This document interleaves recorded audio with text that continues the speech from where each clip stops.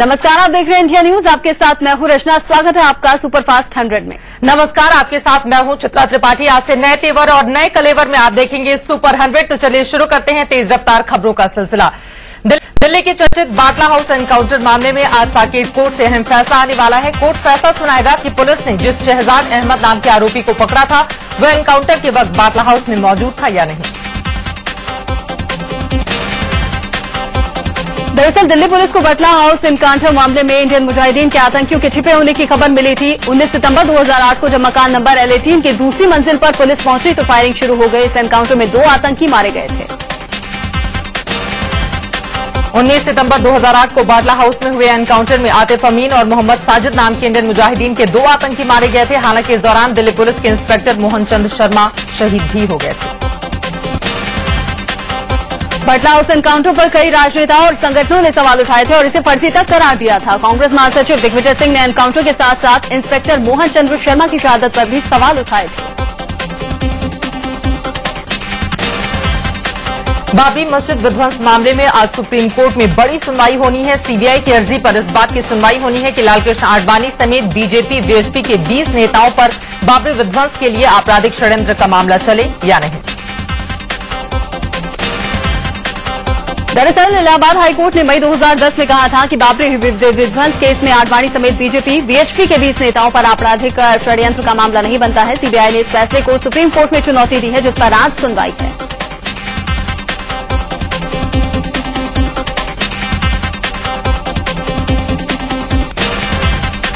दिल्ली के चर्चित 16 दिसंबर gangrape case में आज फैसले की तारीख है।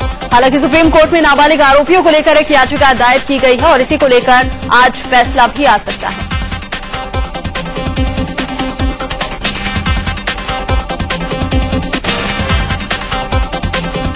उधर निर्भया केस में जुवेनाइल को लेकर आज फैसला अटक सकता है और इसकी वजह है सुब्रमण्यम स्वामी की ओर से सुप्रीम कोर्ट में दायर याचिका। इस याचिका में स्वामी ने कहा है कि अपराधी पर दोष तय करने के लिए आयु की बजाय उसकी मानसिक और बौद्धिक परिपक्वता को आधार बनाया जाना चाहिए। इस मामले में सुप्रीम कोर्ट 31 जुलाई को सुनवाई करेगा। बुधवार को अहमदाबाद में एक कार्यक्रम में गुजरात के मुख्यमंत्री नरेंद्र मोदी ने प्रधानमंत्री पर खूब निशाना साधा। पीएम के उस बयान की मोदी ने खिल्ली उड़ाई जिसमें उन्होंने कहा था कि पैसे पेड़ पर नहीं उगते। बढ़ती महंगाई को लेकर भी मोदी ने केंद्र सरकार पर खूब निशाना साधा। उन्होंने कहा कि महंगाई के चलते देश में लोगों का जीना मुश्किल हो गया है। महंगाई के कारण middle class, lower middle class अपना घर चलाना ही दिक्कत हो गया है। सेविंग खत्म हो चुका है और सेविंग खत्म होने के कारण स्टॉक मार्केट के अंदर उसकी एंट्री बंद हो गई है। अगर ये स्थिति बनी रही तो आज हमारा पूरी फाइनेंशियल स्थिति और दुर्दशा की ओर चली जाएगी। नरेंद्र मोदी ने यह भी कहा कि केंद्र की गलत नीतियों के चलते देश अंधेरे में है। उन्होंने कहा कि खदानों में कोयला जमा हुआ है, बिजली के प्लांट बंद पड़े हैं।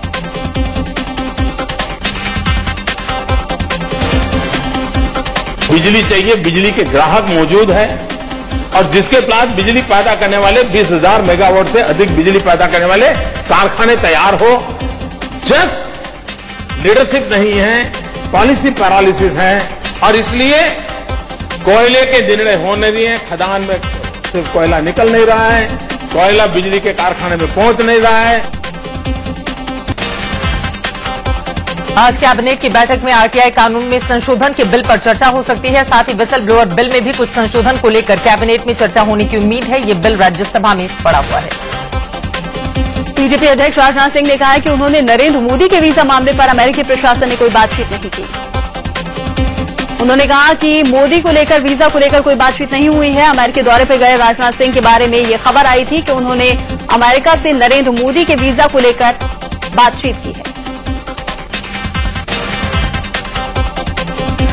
और वहीं इस पूरे मामले में राजनाथ सिंह ने यू टर्न ले लिया है। पहले खबर ये आई थी कि मोदी को अमेरिकी वीजा नहीं मिलने का मुद्दा वो उठाने वाले हैं। राजनाथ के हवाले से यहां तक कहा गया था कि देर सवेर अमेरिका को मोदी को वीजा देना ही होगा।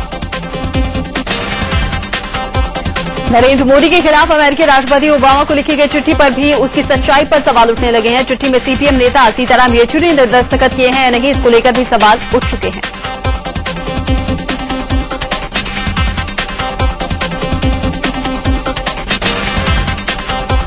बीजेपी प्रवक्ता शहनवाज हुसैन ने मोदी के खिलाफ लिखी गई चिट्ठी पर फर्जी दस्तखत की जांच कराने की मांग की है।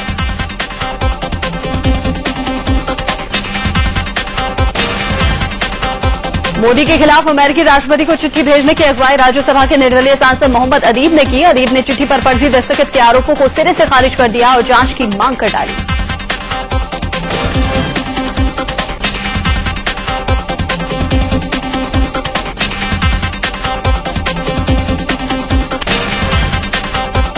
मोदी के खिलाफ लिखी गई चिट्ठी पर जेडीयू सांसद अली अनवर के भी दस्तखत हैं। अली अनवर ने चिट्ठी पर दस्तखत की बात कबूल कर ली है और अपने फैसले को सही बताया है।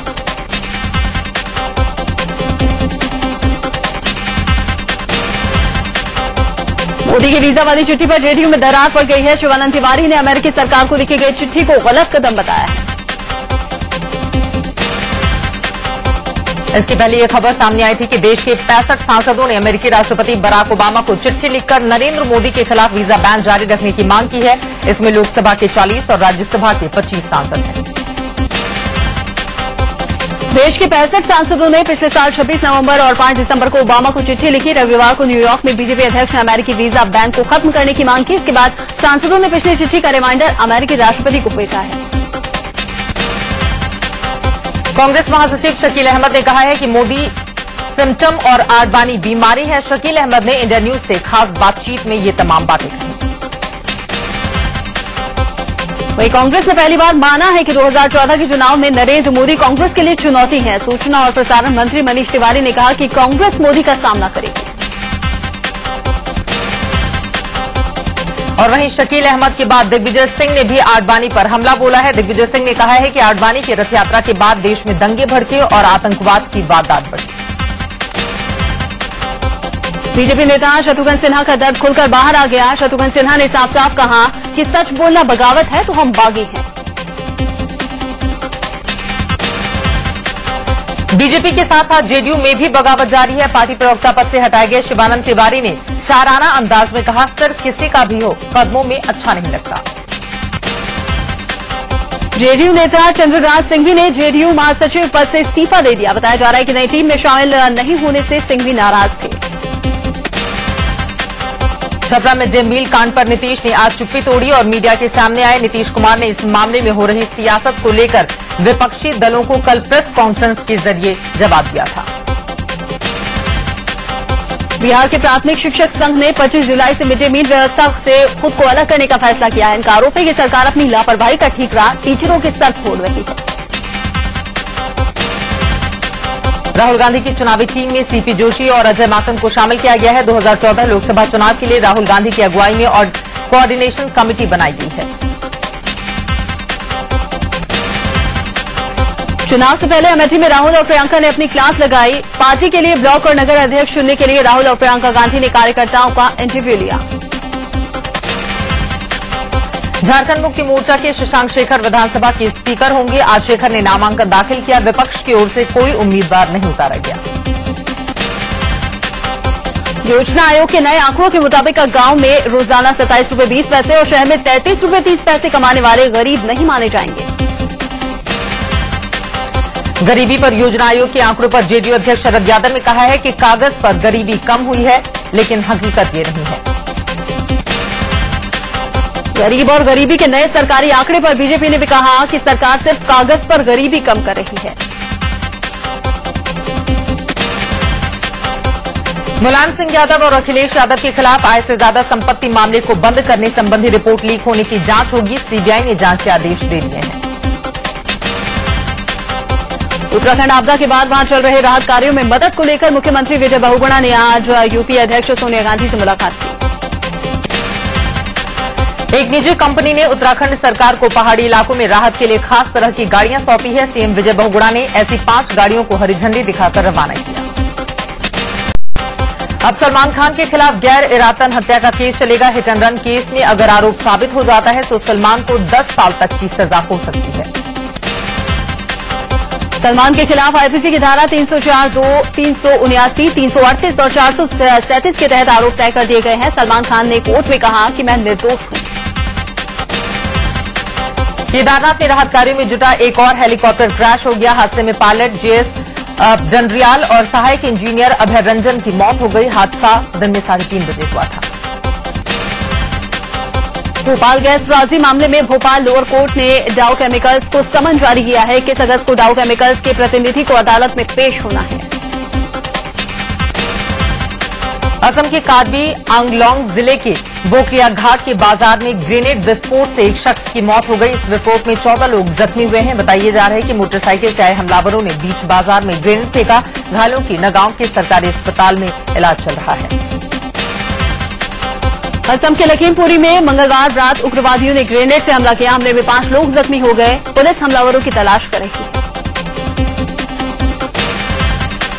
और वहीं मुंबई को आज भी बारिश से राहत मिलने वाली नहीं है। मौसम विभाग ने मुंबई वालों को अलर्ट रहने के लिए कह दिया है। अगले 48 घंटों तक जोरदार बारिश होने की बात कही गई है। साथ ही दोपहर 2:10 पर करीब 5 मीटर ऊंचा हाईटाइड आने की भी आशंका जताई गई है। और इससे पहले बुधवार को भी मुंबई में जोरदार बारिश हुई। मुंबई में कई इलाकों में पानी भर गया। ट्रैफिक का बुरा हाल हुआ। मुंबई की लाइफलाइन कही जाने वाली लोकल ट्रेन भी इससे प्रभावित हुई, जिससे पैसेंजर्स को काफी परेशानी का सामना करना पड़ा। बुधवार को मुंबई में हाईटाइड की वजह से समंदर की लहरें 4.95 मीटर तक ऊंची उठती रही। जानकारों के मुताबिक ये साल का सबसे ऊंचा हाईटाइड रहा। समंदर की उफनती लहरों को देखने के लिए सैकड़ों लोगों की भीड़ भी लगी थी। बुधवार को हुई बारिश से मुंबई में सटे ठाणे में भिवंडी, मुंब्रा, कल्याण, डैमिवली, उल्लासनगर के निचले इलाकों में पानी भर गया। इससे ट्रैफिक बुरी तरह से प्रभावित हुआ। आफत की बारिश सिर्फ मुंबई ही नहीं बल्कि पूरे महाराष्ट्र में हुई। नागपुर, सोलापुर, शिरडी समेत पूरा महाराष्ट्र बारिश के चलते बेहाल है। सोलापुर में शेलगी गांव पानी में डूब गया तो अहमदनगर में अब तक बारिश में 5 लोगों की जान ले ली। बारिश की वजह से अमरावती के हालात बद से बदतर हो गए हैं, तो यहां कई घर मकान गिर गए। किसानों की फसलें बर्बाद हो चुकी हैं। वर्धा डैम और पूर्णा डैम के दरवाजे खोले जाने की वजह से अमरावती की मुश्किलें ज्यादा बढ़ी हैं। दिल्ली के नजदीक नोएडा में भी बारिश ने लोगों का हाल बेहाल कर दिया। दोपहर बाद करीब घंटे भर हुई बारिश से सेक्टर 18, 22 और 15 में कई जगहों पर पानी भर गया। दिल्ली में एक महिला की मौत पर आज भी हंगामा हो सकता है। कल इस पर भारी हंगामा देखने को मिला था। मामला पालम इलाके का है। महिला के घरवाले इसे दहेज हत्या का मामला बता रहे हैं। दिल्ली के द्वारका इलाके से बीजेपी विधायक प्रद्युम्न राजपूत के खिलाफ मुकदमा दर्ज किया गया है। हरनगर थाने में ये एफआईआर दिल्ली जल बोर्ड के अधिकारियों की ओर से दर्ज कराया गया। आरोप है कि 10 जुलाई को विधायकों ने अपने समर्थकों के साथ जल बोर्ड के दफ्तर में हंगामा किया और अधिकारियों के साथ हाथापाई की। दिल्ली यूनिवर्सिटी में आज से नया सेशन शुरू हो गया है। एडमिशन की लंबी भागदौड़ के बाद हजारों छात्र छात्राएं पहले दिन का क्लास अटेंड करने के लिए अलग अलग कॉलेजों में पहुंचे। स्कूल से कॉलेज में पढ़ाई करने के लिए पहुंचे इन छात्रों के चेहरे खुशी से चमक रहे थे। दिल्ली के गाजीपुर इलाके के बस के टक्कर मारने से एक स्कूटी सवार लड़की की मौत हो गई। टक्कर मारने वाली बस यूपी रोडवेज की थी। कृष्णानगर की रहने वाली 25 साल की सीमा अपने घर से मार्केट के लिए निकली थी। स्थानीय लोगों ने बस के ड्राइवर को पकड़कर पुलिस के हवाले कर दिया। दिल्ली के नजदीक नोएडा में ट्रक और कार के बीच में टक्कर हो गई। 2 लोग इसमें जख्मी हो गए। बालू से भरे ट्रक के टक्कर के बाद कार के परखच्चे हो गए। हादसा सेक्टर 33 में एनटीपीसी चौराहे के पास हुआ। ट्रक ड्राइवर मौके से फरार हो गया। मुंबई से सटे विरार में विदेशी गन बेचने आए 3 लोगों को पुलिस ने गिरफ्तार किया है। पुलिस को खबर मिली थी कि 3 लोग एक विदेशी पिस्टल का सौदा करने की फिराक में हैं। पुलिस ने इनके पास से एक मेड इन यूएसए पिस्टल, एक मैगजीन और 5 जिंदा कारतूस बरामद किए। दिल्ली मेट्रो में एक बार फिर से स्टेशन परिसर की तस्वीरें पॉर्न वेबसाइट पर अपलोड करने का मामला सामने आया है। डीएमआरसी ने पूरे मामले की जांच के आदेश दे दिए हैं। कुछ वक्त पहले ही मेट्रो के अंदर प्रेमी जोड़ों के सीसीटीवी फुटेज को पॉर्न वेबसाइट पर डालने की बात सामने आई थी। और अब बात राज्यों की खबरों की कर लेते हैं। सबसे पहले बात बारिश और बाढ़ की। चंडीगढ़ के पंचकुला में घग्गर नदी में नहाते वक्त 8 लड़के डूब गए। इनमें से 1 की मौत हो गई जबकि 5 अभी भी लापता है।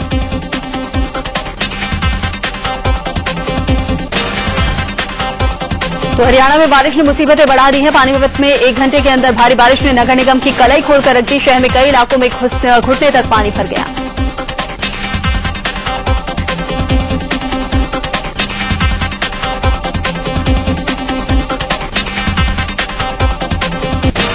बात करेंगे जम्मू कश्मीर की, जहां पर भारी बारिश के चलते लोगों को काफी मुश्किलों का सामना करना पड़ रहा है। जगह जगह पानी भरने के चलते गाड़ियां सड़कों पर ही फंस गई हैं। करीब 2 घंटे की बारिश के बाद तवी नदी उफान पर है। उत्तराखंड के चमोली जिले में कर्णप्रयाग में बादल फटने से भारी तबाही हुई। सोनाली गांव के 14 लोग जख्मी हो गए, जबकि कई लोग लापता हैं। मध्य प्रदेश में लगातार हो रही बारिश के बाद भोपाल के भदभदा डैम के 11 में से 2 गेट मंगलवार को खोल दिए गए। 12 सालों में ये पहला मौका है जब जुलाई महीने में भदभदा डैम का दरवाजा खोला गया है। जम्मू में घूस न देने पर ट्रैफिक पुलिस के 2 जवानों ने एक ऑटो ड्राइवर को बुरी तरह से पीटा। पिटाई के चलते ऑटो चालक बुरी तरह से जख्मी हो गया। राहगीरों ने बीच बचाव कर ऑटो ड्राइवर को बचाया। लखनऊ में मिट्टी का टीला धंसने से 3 मजदूरों की मौत हो गई। हादसा आलमबाग इलाके में सेना के फायरिंग रेंज के पास हुआ। 2 मजदूर गंभीर रूप से जख्मी हो गए। टीले के नीचे कुल 7 मजदूर काम कर रहे थे। यूपी सरकार में कैबिनेट मंत्री राजा रिदमन सिंह पर जमीन कब्जाने का आरोप लगा है। आगरा के जिलाधिकारी ने जांच के आदेश दिए हैं। आरोप लगाने वाले शख्स का दावा है कि मंत्री जी के गुर्गे उसे रोज रोज धमकी दे रहे हैं। मेरठ में एक छात्रा से गैंगरेप के बाद लोगों का गुस्सा फूट पड़ा। लोग जल्द से जल्द सभी आरोपियों को गिरफ्तार करने की मांग कर रहे थे। अब तक 3 आरोपी पकड़े गए हैं।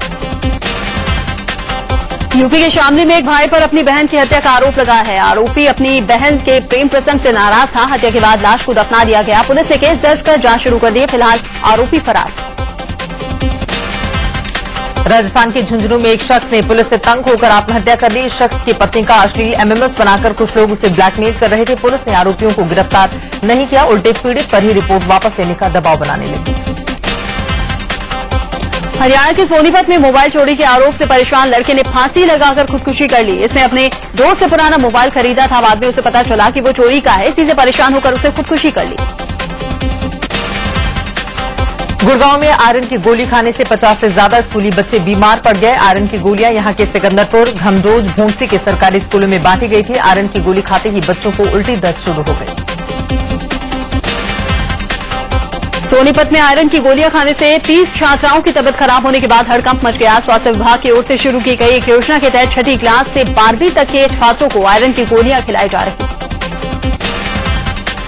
हरियाणा के हांसी में आयरन की गोलियां खाकर 173 बच्चे बीमार हो गए। सुल्तानपुर, मोठ और ठूडा गांव के इन बच्चों को सरकारी स्कूलों में आयरन की गोलियां खिलाई गई थी। पेट में दर्द शुरू होने के बाद बच्चों को अस्पताल में भर्ती कराया गया। इंदौर में 4 करोड़ की हेराफेरी का एक मामला सामने आया। कारोबारियों के अकाउंट से फर्जी तरीके से पैसे निकाल लिए गए। प्राइवेट बैंक के 2 कर्मचारियों पर फर्जीवाड़े का आरोप है। झारखंड के गुमला में धारदार हथियार से 3 लोगों की हत्या कर दी गई। बसिया इलाके में करीब 50 लोगों के गुट ने इस वारदात को अंजाम दिया।